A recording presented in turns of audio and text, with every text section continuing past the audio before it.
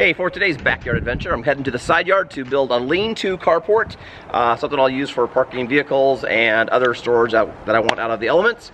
So hopefully this is helpful. I'll give you a couple tips along the way of what I've found useful, and enjoy.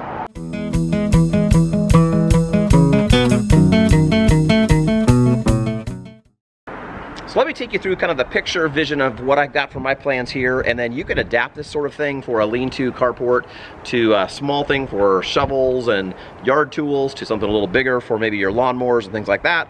Or you can do something like I'm doing here for vehicles. You can also put this sort of thing on your back patio, perhaps, lean it up against a building and you've got a covered patio space. So there's lots of different adaptations you can have. And it's a very strong structure that's simple, easy to build, as long as you've got a building that you can attach it to on one side, and you put some posts on the other, and this thing is going to be great. And it's a really easy thing to build overall. So what I've got in my situation is 20 foot long. That's the length of the cover I want. And then from the wall to the post that I put in, I'm going for 12 feet here, and then it's actually going to overhang on the other side of the post a little ways to benefit my neighbor, and I'll kind of show you about that piece there. It's kind of a 2-for-1 situation since we're building on the property line. And then the other thing about this is I'm building this with 2x6s. I'm using treated wood, partly for the look and partly for just the kind of climate I live in, where you need to have raw wood protected from moisture for longevity's sake. So I'm going to be using 2x6s for my ridge boards on the side of the house. I've got 2x6s for my rafters, and then I'm using 4x4s with a 4x6 for my what do you call this? The ridge beam or whatever it is. So that's kind of the basic parts. Let me kind of walk you through, show you close up of what this thing looks like so far, and then I'll take you through how I build it, and maybe it'll be something of interest for you. Now this is the ridge board. It's actually two 10-foot boards that are put into studs that I found in my house. So you want to have this type of structure put into either a header or just some solid studs of some sort. So I've got these with it's called timber lock, some timber lock bolts that are kind of like using lag bolts. They're actually engineered stronger and easier. I like really using those. But I've got those about every 16 inches apart, and so it's really into solid wood. You don't want this just going into the side of your house, into your siding. That's not necessarily going to hold this thing, depending on your situation. So I'm also using these brackets, these Simpson brackets that are going to be able to hold this thing together. You don't have to use those. There's other options of attaching it to the ridge beam, but that's what I've got. That's what I wanted to use just to make this thing nice and strong. And I'm using 2x6s for my clearance. And you can see here my fence, which is actually kind of multi-use. It's got the fence, and then I've got these posts. Those are actually 2 feet into the ground, and then I built a little box around them just to have a nice clean square. And then I put these big brackets in there. And so basically the wood is not going to be rotting. It's not in the moisture, and especially once there's a roof over this, that's going to be in a nice stable spot. I'll still have my fence here, and up above you can see this is actually, this is some coal lumber I had gotten, so there's a nice gash taken out of it. But took 2 pieces of these, lined it up. So this first cut we got to make on the roof rafter is we need to get this board trimmed. So basically we're cutting an angle out of this because of the slope of the roof. When that board comes up there, it's not going to be flush against this rafter board. So what I have to do is I have to figure out what is that angle there. Is it 10 degrees, 15 degrees, 20 degrees? And you could probably figure out some math, do some geometry. I don't have enough brain power for that right now. It's been a long time. So there's a very simple way you can do this, and that is you basically take your board and set it up against your ridge board, and on the opposite side you can just trace the line here. That's going to give you how much of this needs to be cut off. Take it down to your saw and put it up there. In this case, I just did this a moment ago and I got 12 degrees. So I know I got to cut 12 degrees off of each board all the way down. Now the same concept here. I've got this little bracket here just to hold it in place, but this is currently, because of the slope, it's raised up here, so I got a gap here and it sits on this corner. To make this super solid, I want to do what's called a bird's mouth, and basically what we're doing is we're cutting a piece off here and just kind of a thin, so it's a thin wedge. We're going to reverse this wedge so that this thing would sink down on this and have more surface area hitting this board here. And as you can see, the rafters are all up. It actually turned kind of rainy the last couple days, so put the camera away and did the work in between rain showers, and I got those all up, sealed up. So basically, as you can see, I've got oh, how many were there? Oof. I don't know. It's 20 feet long. They're 16 inches apart, and I got them fastened to the ridge beam and then over to the header over on this side. Put a few more of the fence boards up, and I'm now ready to do the roofing. So let me kind of walk you through and kind of show you what this thing looks like at this point, and then I'll take you through the roofing piece. Got those hurricane clips you can kind of see on the back side all the way through. Fastened in there. So this is all set up, ready for the next stage. Let me actually just pause for a second and take you in the backyard.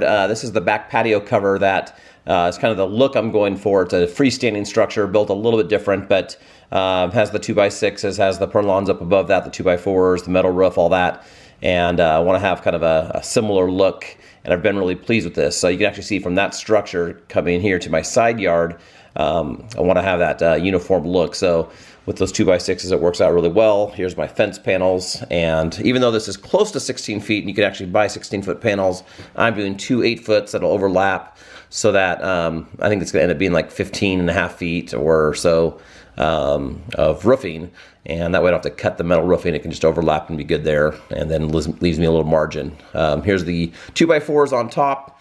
These are going to be the purlons. I'll put those about 4 feet apart spacing wise. That's what the metal roofing needs. And I'll screw those onto the 2x6s and then screw the metal roofing onto those. And here at the end, there'll be eventually there'll be like an end board cap. I don't remember the term we use for that, and then gutters.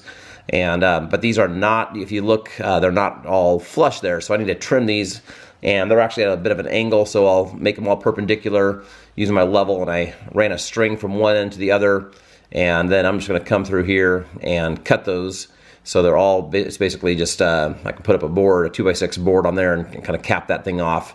And then I'm going to have that metal roofing is actually going to hang over a few inches. So it'll leave room for a 2x6 at the end, and then also leave about an inch or so to go into the gutter, or at least have that option. It doesn't have to go into a gutter, but that's what I'm going to do. So let me get this string off of here and get my saw out and get my saw put together. It's kind of a messy part here. Just going to go through in that pencil line I had put down to make it all perpendicular. Just going to go through and cut all of those. And just like that, the roof is up. So let me walk you through this in a second and kind of show you what it looks like. Turned out really well overall. Got the roof up over the day. Had to do the purlons and the roof panels, and then finish up the fence and a couple little things just to clean up. But it turned out really well. I did just so you kind of know the supply-wise what I've used there. I had 2x4 by 10s going across every 4 feet for the purlons, and then for the roofing panels, I went ahead and did 2 8-foot panels rather than a 16-footer. One is it's really hard to transport a 16-footer. And the last time I built one of these, I saw some issues with if your building's not perfectly square, when you have a little bit more flexibility on the overlap and just kind of moving things around, it works well. So I had cut off about 6 inches off of my rafters, so I had less than 16 feet that I needed, which allowed me to be able to adjust and get all my roofing panels looking pretty good. And I think overall it was just slightly off by about an inch as far as the squareness, and so that worked out pretty well, as I'll show you in a second. Let's take a look and see some of the features of this, and then I can tell you already there needs to be a part 2. I need to go through and do some lighting, clean up the gravel, clean it up in there, and then I do a little statue side gig thing, and I'm gonna build some shelves and stuff for my statues to stay dry, but also where customers can come see those without having to, you know, go into deep into my house and yard and stuff like that. So let's take a look at the structure and see how it turned out. Got the fence back up there, and you can see here that line. Just a hair. I had to make this just a hair off to make this work on the opposite side. There's those 2x4s. You can kind of see they're almost invisible. I may actually put a piece of kind of, I don't know, fascia there. So there's that metal roof, and then the seam. Oh, I got some stickers up there I gotta take off, but the seam landed on that 4-foot board there, and so came through This turned out really nice. It's a little dark in here, which is fine.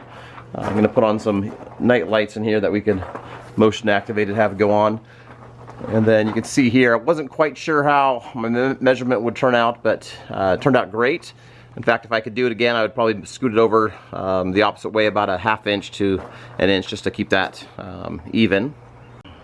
There you go, it's all finished, and that's a big step up from that Costco shelter I had here for many, many years. Excited to have this thing up for the vehicles, for statues, for just a quick dry storage in the Pacific Northwest rain. So I'll probably make a second video down the road of kind of how I spice this thing up, but you can see making a carport on your fence line, it works pretty well. The concept of this you can also use for a patio, and I don't know, got any questions or anything about how I did this, put those down below, and have a good life.